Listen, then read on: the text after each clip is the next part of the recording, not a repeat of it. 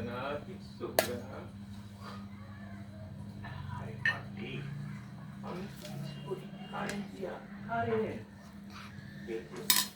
তোমার শরীর যে কারেন্ট দেবো, তোমার শরীর সেই কারেন্ট তোমার ভেতরে সমস্যারে একটা শিকড়কে তাই না বাইর করবো।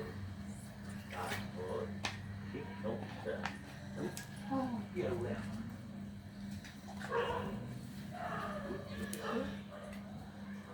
বুঝছি সাহেব, আপনি আমার সমস্যা দূর করে দেন।